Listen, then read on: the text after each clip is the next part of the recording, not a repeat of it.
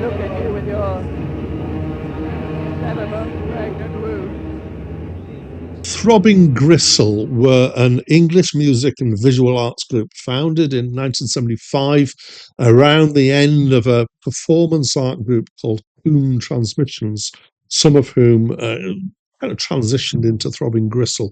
And the two main central characters here were Genesis Peorridge and Posy Fanny Tutti, and they were joined by some other people. They were known for their experimental and sometimes confrontational music inspired by extreme politics, occult mysticism, and underground aspects of society. They existed until 1981 and again from 2004 to 2010, and they've released around 10 albums. Hi, my name's Dan, and this is a review of the album's second annual report by Throbbing Gristle. It was their first album, and it was released in 1977. And it's not an annual report. And I think it's my first time listening to it. I have heard their third album, which is called 20 Jazz Funk Greats, before. There are not 20 of them, and they are not jazz funk at all. So they have misleading names for their albums on purpose. Excuse me. So this is a combination of studio and live tracks. I am not sure that all of the tracks that they indicate or imply are live are in fact live. I don't know. And that's based on the idea that some of them have got obvious audience sound and some of them don't. So I'm going to do a quick run through what we've actually got on the album. So we've got an industrial introduction track, which claims to be studio, and I believe it. Then it's got 3 versions of Slug Bait, which claim to be live in 3 different places. They sound very different from each other. And the first one sounds like it's live to me. The second 2, I'm not so sure about. Then we got 4 versions of Maggot Death. The first one is claimed to be studio. The others are claimed as being live. The last one of those is definitely live. Again, they can be different from each other, which gives the impression that even though they call something a particular track, that they're improvised what they're doing. The last track, which is the longest by far on this album, is called the After Cease to Exist soundtrack for a Coombe Transmission film. So Coombe Transmissions was the collective that they were kind of born out of. And so there's a strong connection here. And so the film was made by some of the same people who made the music here. So this is claimed to be or called industrial, but with that name, don't think that this has a connection to industrial metal. So the likes of Nine Inch Nails or Marilyn Manson. I would say experimental, definitely.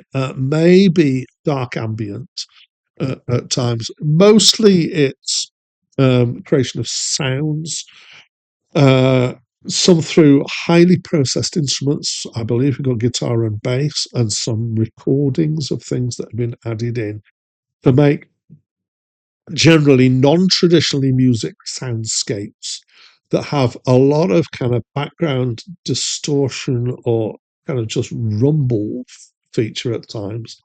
Heavy distortion and echo, bits of speech occasionally come in. Often it's actually quite quiet, and almost always it's about an atmosphere and a soundscape rather than anything that you can say is music. But there are times at which there are musical notes, and you can pick out some of the electric guitar stuff that's kind of playing kind of meandering notes. There are a couple of tracks that stick out as being different from this. So the first Slug Bait has got spoken word lyrics, which are fairly hard to make out, but when you can, they become quite disturbing after a while. And the last Maggot Breath track is basically someone insulting the audience in a very sweary way, and I don't think there's any music really playing. I think there's a little bit towards the end of it. The last track is long, the others are quite short. So um, yeah, what we're going to say about it, other than some description, as experimental music, it's quite interesting. Most of it is quite interestingly atmospheric. I quite like the last track, "The After Cease to Exist." track, which is, again, I'm going to use the word atmospheric. At times, um, some of this music reminds me of some of the more soundscapey experimental bits of Pink Floyd in a few years earlier than this. As music to listen to, I'd say it can be a kind of unapproachable, but it depends on what you like and what you're used to, I think.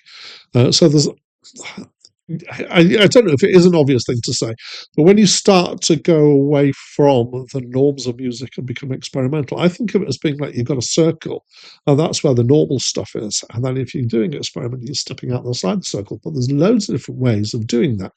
And actually, because it's not a circle, it's multidimensional, that massively increases the different ways in which experiments can happen. I think that this kind of experimentation has similarities to some of the experimental stuff that I've heard. Some krautrock stuff, some, as I mentioned, Pink Floyd before, and some contemporary classical that's gone before this in some ways. And it's the fact that it's setting up soundscapes is the thing that I think feels familiar to me.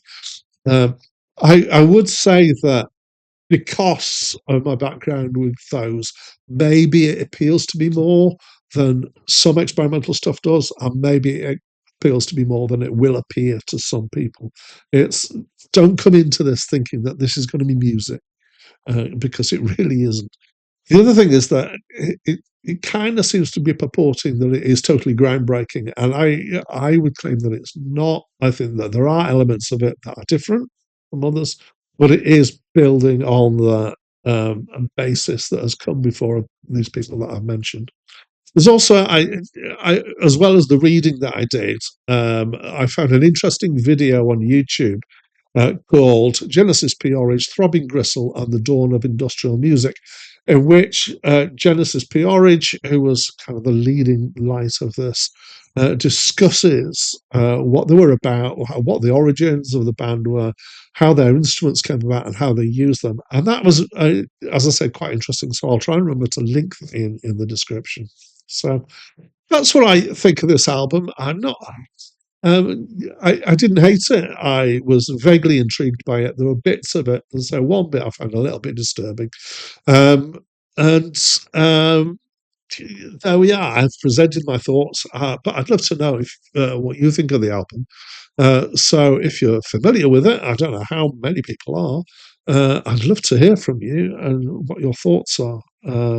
So please do leave me a comment. If it sounds attractive to you, give it a listen and then give me a comment. But that's it from me for now.